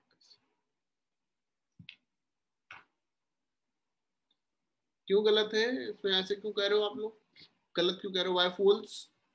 बताओ बच्चों, why false? The constitution has been divided in parts because it is a British practice, या फिर British constitution में भी parts में divide है, इसीलिए हमने करे। हाँ, अब ब्रिटेन के पास कॉन्स्टिट्यूशन ही नहीं तो पढ़ो डिवाइड क्या करेंगे? Britain does not have a written constitution. Britain does not have a written constitution. When they do not have a written constitution, how can they divide it into parts? है ना? When they does not have a written constitution, how can they divide it into parts? Simple सी बात है ना, है ना, है ना?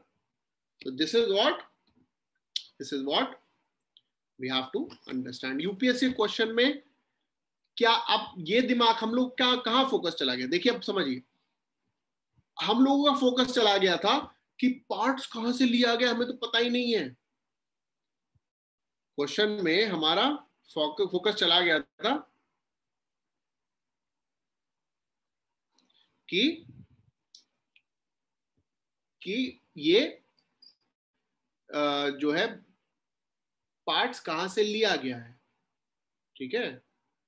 लेकिन हमें क्वेश्चन क्या है कि ब्रिटिश का कॉन्स्टिट्यूशन रिटन है कि अनरिटन है, ये आंसर हमें पता होना चाहिए। Are we clear? Are we clear?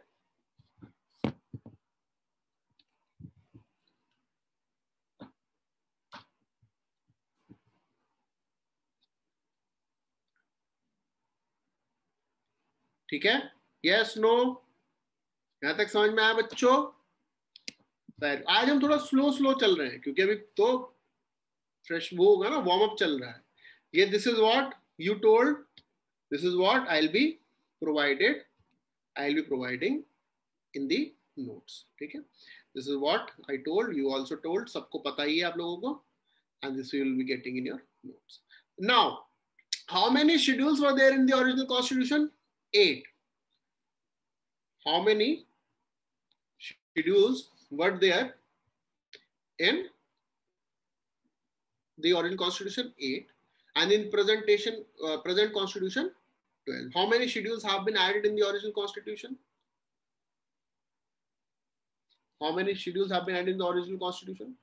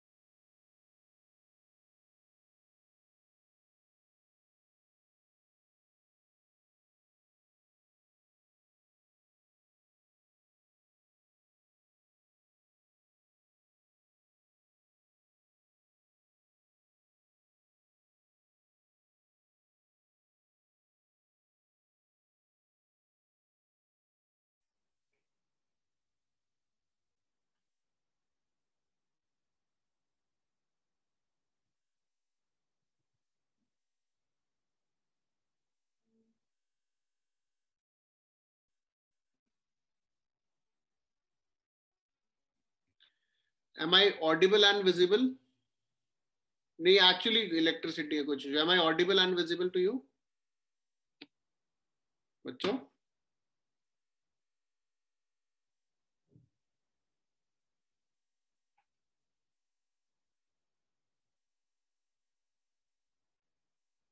M I audible and visible? ठीक है। हाँ, थोड़ा नेट का। हाँ, तो बेटा ओरिजिनल कॉन्स्टिट्यूशन में there were 8 schedules, and in the present constitution there are 12 schedules. How many have been added? 4 have been added, है ना? 4 have been added. और ये जो 4 है कौन कौन से ऐड हुए हैं ये हमें पता होने चाहिए। तो 9 शेड्यूल यूपीएससी में पूछ चुके हैं, 10th 11th 12th। ठीक है, शेड्यूल्स हमें सारे पता होने चाहिए because UPSC have n number of times asked questions from schedules। ठीक है, UPSC have asked questions from schedules, तो हमें शेड्यूल सारे पता होने चाहिए। ठीक है, तो let us see a way to understand the schedules। ठीक है, उससे पहले which schedule were added through which constitution act? Which schedule was added through which constitutional act? बटा 9 शेड्यूल कौन सा constitutional amendment act? 9th 10th 11th 12th act के नाम बताइए। फर्स्ट, ठीक है, first constitutional amendment act which year? 1951। 10th by 52। Okay, very good. 11th by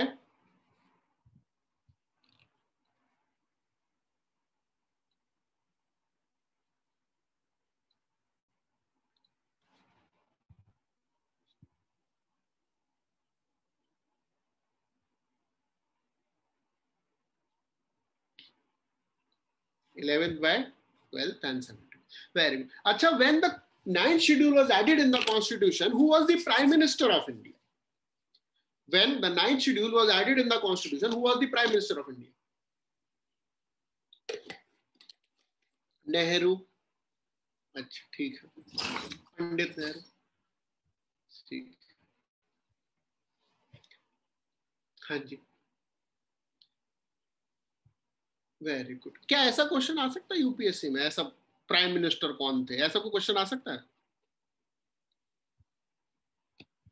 आपको क्या लगता है, ऐसा कोई क्वेश्चन आ सकता है? ऐसा लुल सा क्वेश्चन बताओ, जल्दी बताओ, हाँ ना?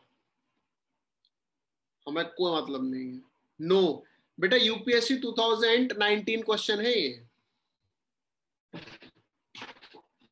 This is UPSC 2019 prelims question. O my God, रुको बताते हैं, दिखाते हैं।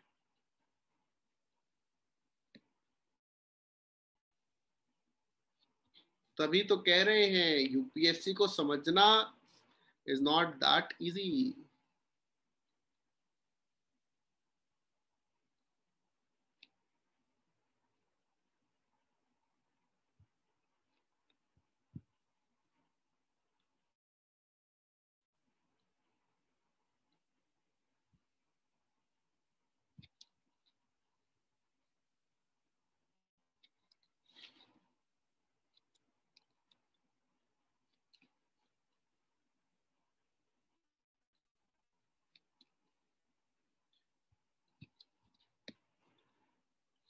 तभी तो बोल रहे हैं हम पे भरोसा करो, प्री का तो जो है रास्ता हम इजी कर देंगे। देखो बच्चों, question 2, The ninth schedule was introduced in the constitution during the prime ministership of। आप लोग खुद ही मना कर रहे हो, और कैसा क्वेश्चन कैसे आ सकता है?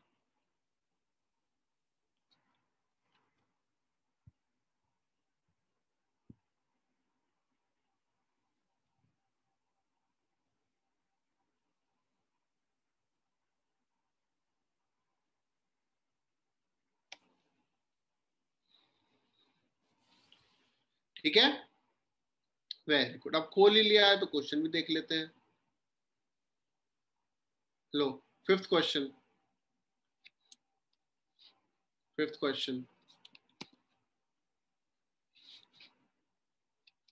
बताइए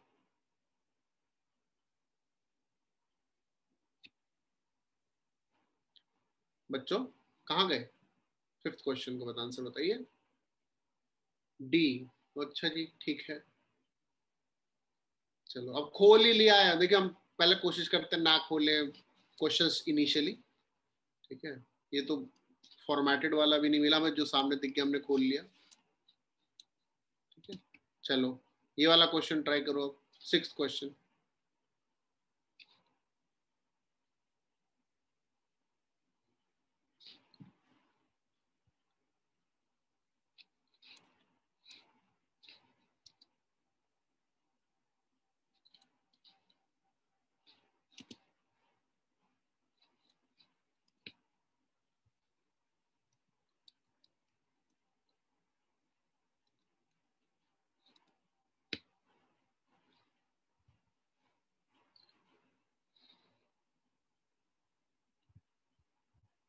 ए बी ए ओके, देखते हैं। We consider the following statement. Our constitutional government is the one which places effective restrictions on individual liberty in the interest of state authority. Second, places effective restrictions on the authority of the state in the interest of individual liberty. हाँ जी बच्चों, कौन सा example दिया था? बाजार से क्या मंगवा रहे थे? बाजार से क्या मंगवा रहे थे? एग्जांपल याद करो। मैगी। हाँ जी, तो आप लिस्ट लेके निकले थे जिससे कि घर वालों की अथॉरिटी लिमिट हो जाए कि हमारी जो मर्जी होगी वो खरीद के लाएंगे, या घर वालों ने आपको लिस्ट दी थी कि जो हम मंगाएंगे वो लेके आओगे? बताओ। आप हो स्टेट, जो सामान लेने निकला वो है स्टेट। आपकी अथॉरिटी रिस्ट्रिक्ट थी या घर वालों की रिस्ट्रिक्ट थी? आपकी रिस्ट्रिक्टेड है या घर वालों की? जल्दी बताओ। स्टेट की है ना, स्टेट की रिस्ट्रिक्टेड है। तो first statement what is saying, places restriction on individual liberty in the interest of state authority. ना स्टेट अथॉरिटी अगर लिमिटेशन होती, अगर इंडिविजुअल लिबर्टी को रिस्ट्रिक्ट कर रहा था तो क्या होता? आप गए बाजार में, जो मन करा उठा के लिया और बोला लो खा लो। क्या आप ऐसे कर सकते हैं कि आप रिस्ट्रिक्ट करें इंडिविजुअल लिबर्टी की? बाजार में गए, मैकरोनी हमने क्या रिजेक्ट करा था? मैकरोनी रिजेक्ट करी थी, याद है बच्चों? हमने मैकरोनी रिजेक्ट कर दी थी, है ना।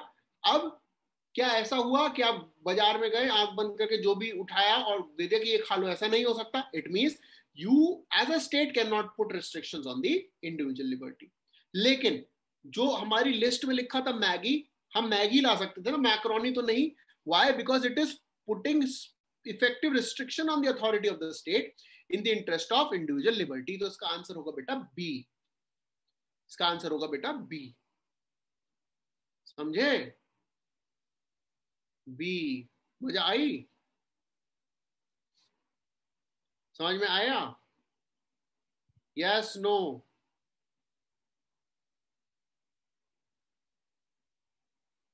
बताओ बच्चों, समझ में आया? अभी कॉन्स्टिट्यूशनल गवर्नमेंट के बारे में कभी इतना पढ़ा था और हमने आपको 2 क्वेश्चन तो दिखा दिए और धीरे धीरे और दिखाते रहेंगे। कभी सोचा था कॉन्स्टिट्यूशनल गवर्नमेंट से भी ऐसे ही बेसिक कंसेप्ट से भी क्वेश्चन आएंगे? Did you ever think about this? हम क्या करते हैं, हम तो नोट्स उठाते पढ़ने लग जाते हैं। यूपीएससी क्या चाह रहा है? यूपीएससी कह रहा है दिमाग लगाओ, ठीक है, दिमाग लगाओ। मैगी वाले एग्जांपल से क्या हम कॉन्स्टिट्यूशन वाले क्वेश्चन अब सॉल्व कर लेंगे, बेसिक वाले? Yes no? Can we solve these basic questions? Yes, very good, very good. चले आगे। So let us understand about the schedules. Let us understand about the schedules.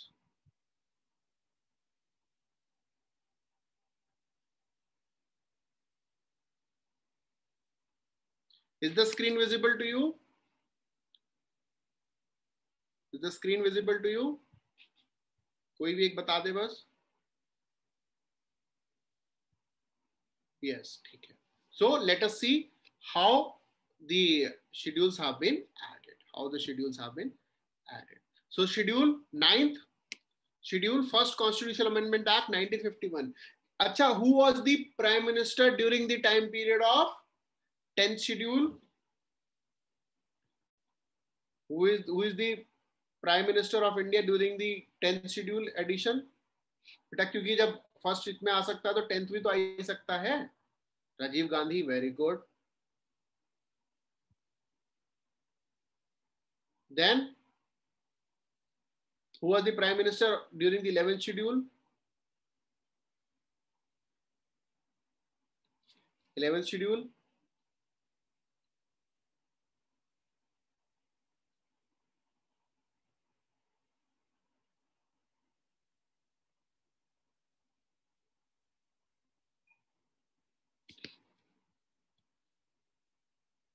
PV Narasimha. 12th schedule PV Narasimha. ठीक है, तो ये अगर prime ministership आ जाती है तो देखिए।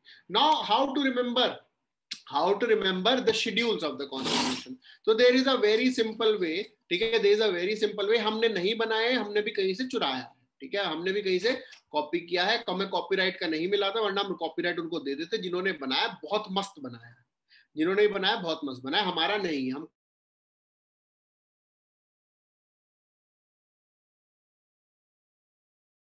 तो it is about tears of old PM. ये याद रखिएगा, टीयर्स ऑफ ओल्ड पीएम। ठीक है, टीयर्स ऑफ ओल्ड पीएम। ये तो आपके लिए याद करना इजी भी है, आजकल वैसे ही पुराने प्राइम मिनिस्टर्स को बहुत याद किया जाता है। ठीक है, तो tears of old PM. T is first schedule. First schedule is talking about the territory of India. तो first schedule talks about the union and its territory. Union and its territory. Second schedule talks about emoluments and allowances. Emoluments and allowances. Third schedule talks about oaths and affirmations. Third schedule talks about oath and affirmation. Fourth schedule talks about Rajya Sabha. Fourth schedule talks about Rajya Sabha. Fifth schedule, Rajya Sabha मतलब allocation of seats. बेटा राज्यसभा ऐसा नहीं कि राज्यसभा में इतने member होंगे, ये सब चीजें, ये नहीं। एलोकेशन ऑफ सीट्स यानी कि how many seats will be allocated to which state. Okay. Fifth schedule talks about the scheduled areas.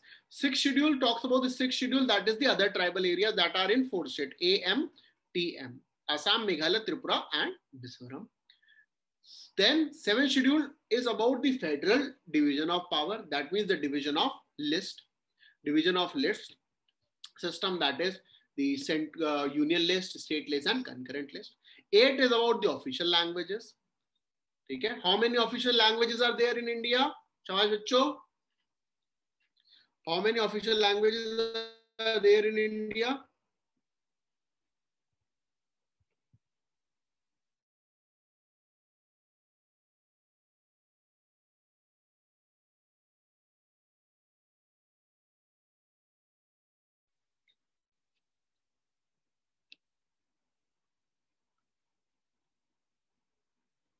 How many official languages are there in India? 22 plus English या 22?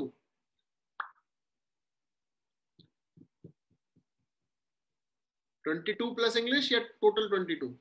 23 है कि 22 है? 22 include English. अरे तो बढ़िया सा क्वेश्चन बन गया। हाँ, हमें तो लगा मजाक में पूछना आपसे। How many official languages are there in India? English is not a schedule language. तो बेटा हम तो पूछ ही नहीं रहे शेड्यूल लैंग्वेज है कि नहीं, हम पूछ रहे हैं how many official languages are there in India. हम तो आपसे पूछ ही नहीं रहे, हमने तो पूछा ही नहीं, शेड्यूल तो बोला ही नहीं, ओनली इंग्लिश। ओके, 22 अच्छा क्वेश्चन है कि नहीं, पहले बताओ अच्छा क्वेश्चन है कि नहीं। अच्छे क्वेश्चन, हम तो ये सोच रहे अच्छे क्वेश्चन के लिए पेटीएम नंबर आपको दे देंगे। अच्छा क्वेश्चन जैसे पूछे सब अपना अपना पेटीएम कर दे, अरदास चलेगा। तो बच्चों, एक तो जब तक क्वेश्चन में 8 शेड्यूल ना लिखा हो तब तक 22 नहीं दिमाग में रख। 22 languages are provided in the 8th schedule, that does not include English. 22 languages are there in the 8th schedule, that does not include English. And according to our constitution, English and Hindi both will continue to remain the official languages. ठीक है, both will continue to remain the official languages, and the states will have the permission, or state can have any of the language provided in the 8th schedule to have as their official language. ठीक है, to have as their official language. Eighth schedule जब तक ना बोला जाए तब तक अपना दिमाग नहीं लगाना। हमारी दिक्कत ये होती है, हम लोग जो है अपने दिमाग में एक ही डायरेक्शन में चलने लग जाते हैं, ठीक है, एक ही डायरेक्शन में चलने लग जाते हैं, क्योंकि जो हमें फीड होता है हम वही मानते हैं, ठीक है, जो हमें फीड होता है वही मानते हैं। अच्छा, कम्युनल वायलेंस किस कम्युनिटी के बीच में होती है? कम्युनल वायलेंस, कम्युनल वायलेंस जो अगर होती है तो किन कम्युनिटीज के बीच में होती है? आंसर नहीं देने की जरूरत है, ठीक है। आप आपने कम्युनिटी, हमने रिलीजन नहीं पूछा बेटा, कम्युनिटी पूछी है। देखो समझो, आप ना रिलीजन बताने लग जाते हैं। क्या क्या यूपीएससी एस्पिरेंट और एसएससी एस्पिरेंट्स में नहीं हो सकते टेंशन? कम्युनल वायलेंस कम्युनिटीज के बीच में तो हो सकती है, रिलीजन कहां से आया? हमने रिलीजियस वायलेंस तो पूछा ही नहीं। क्या पूछा? नहीं पूछा। तो अपने दिमाग को यूपीएससी एस्पिरेंट के रखने के लिए जो पूछा जाए वो दिमाग में रखें। यही क्लैरिटी चाहिए, यही कंसेप्चुअल क्लैरिटी चाहिए, और ऐसे ही फ्यूचर एस्पिरेंट्स हम लोगों को चाहिए, जो अपना कोई भी बायस माइंडसेट ना रखे।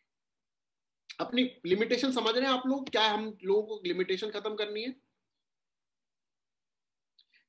वायलेंस, वायलेंस जो है जरूरी नहीं है सिर्फ रिलीजन की वजह से हो, लेकिन हमारे दिमाग में क्या है कि हम लोग एक ही डायरेक्शन में चलते हैं। क्यों? सबके घर में टीवी में न्यूज चैनल तो होते ही हैं, न्यूज चैनल वाले इसी चीज पे फोकस रखते हैं, है ना, है ना, है ना, है ना। तो बहुत क्लियरली समझे, जो पूछा गया है बेटा वही बताना है। यूपीएससी के पेपर में 100 क्वेश्चन दिए जाते हैं, 2 आवर्स दिए जाते हैं, इसीलिए दिया जाता है कि read your question 10 times before you answer that. Why? Because you have to mark the ovals with pen, और पेन से गलती होगी तो बेटा रब नहीं कर सकते, है ना। यस नो, समझ में आया? समझ में आया?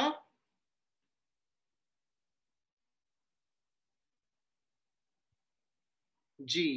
तो अपनी जो जो भी हम लोग, क्योंकि बेटा शुरुआत में क्या है, हम लोग प्रिपरेशन स्टार्ट कर रहे थे, अब हम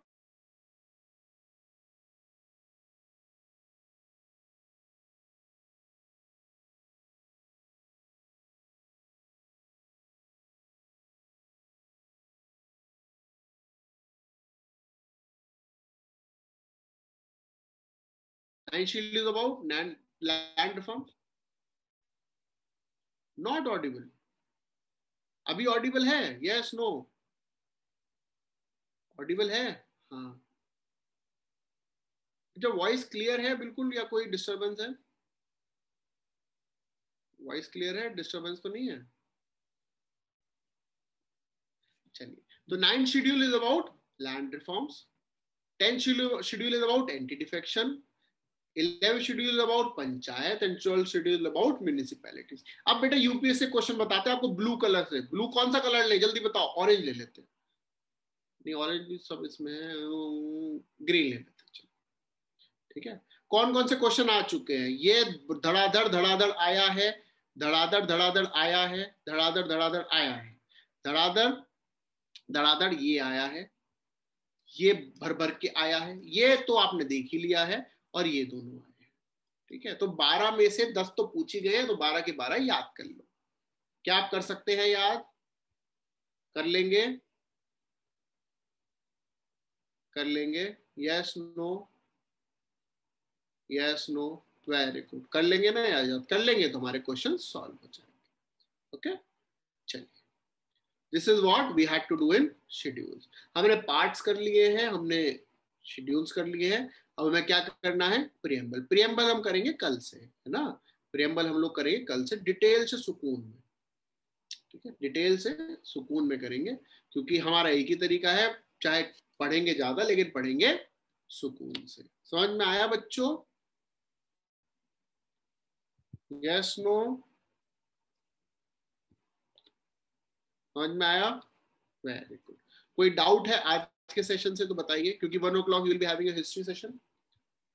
हम तो पॉलिटी है, हिस्ट्री सेशन आपको पता है विशाल सर विल बी टेकिंग, तो डेफिनेटली आई वुड तो पर्सनली रिकमेंड कि भैया जरूर अटेंड करना, ठीक है। और ज्योग्राफी भी फाउंडेशन कोर्स अटेंड करिए, देखिए ओपन सेशन इंस्टीट्यूट प्रोवाइड करा रहा है वो तो लीजिए, बाकी तो आपकी इच्छा है, if you find it good और नॉट। ठीक है, तो कोई डाउट हो तो बताइए। English is an official language but not scheduled. Rest. English is not mentioned in the 8th schedule, but English is an official language. बेटा English is an official language. अरे सुप्रीम कोर्ट में तो English ही चलती है।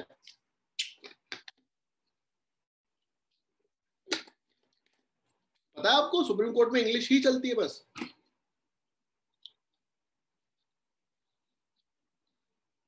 So English is an official language but not mentioned in the 8th schedule. English is an official language not mentioned in the 8th schedule. बच्चों कोई भी doubt हो बाकी आज की क्लास से इन जनरल कुछ भी पूछना हो, feel free to ask. Feel free to ask. Can there be a question on CA 2019? जो आएगा आपको बताएंगे, जब सिटीजनशिप पढ़ेंगे जो आ सकता है वो बताएंगे, क्यों टेंशन ले रहे हो? जो आ सकता है जब सिटीजनशिप पढ़ेंगे तो बताएंगे। पॉलिटी अब बेफिक्र रहो, पॉलिटी से तो आप बेफिक्र रहो। जब बोला है 90% क्वेश्चन करवाएंगे तो उसका मतलब कुछ कॉन्फिडेंस होगा एनालिसिस पे अपने, तभी तो बता रहे हैं, है ना। और बताइए sir, there are only 2 official language, Hindi and English. नहीं बेटा, there are 2 languages, English and Hindi in general, otherwise any regional language. जैसे यूपी में 3 ऑफिशियल लैंग्वेज है,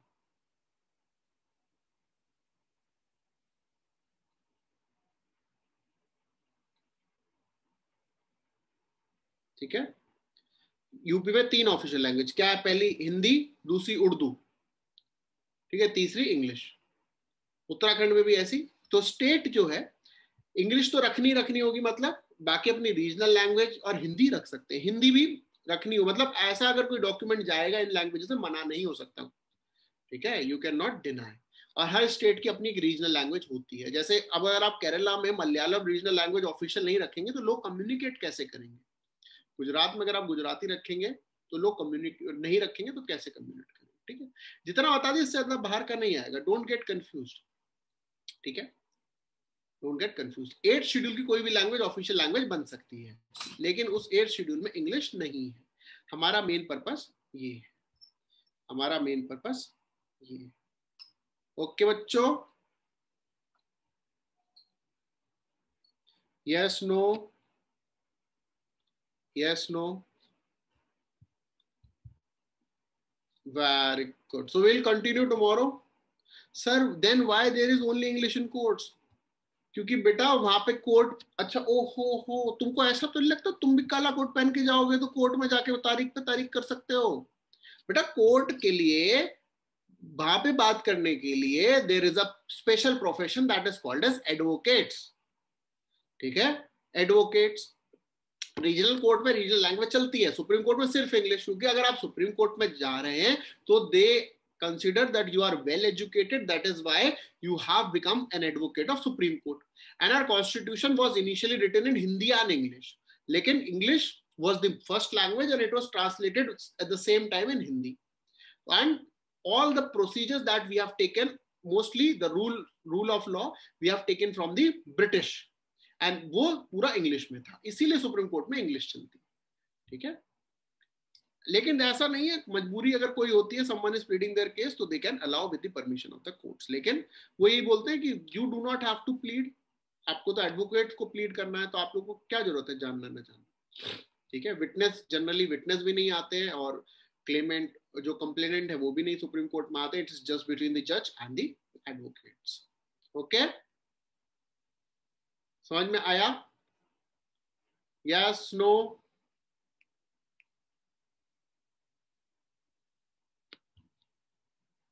वेरी गुड। तो वील कंटिन्यू टुमारो बच्चों। बाकी you will be having a history class at 1 and geography course. Geography, history will be for the crash course itself. Geography will be the foundation course, ठीक है। Geography will be the foundation course for those who are new to the preparation, उनके लिए geography पूरा scratch से पढ़ाया जाएगा, ठीक है। We'll continue tomorrow. I hope you got something in return, and The videos will be uploaded on YouTube of these sessions. These are free. Those who are enrolled, they can find the lectures and the material in their dashboard itself. Okay, they can find it in their dashboard itself. Those who are just for the open session, they will get the access to these videos through the YouTube channel. Okay, thank you very much. Thank you for joining. Have a good day.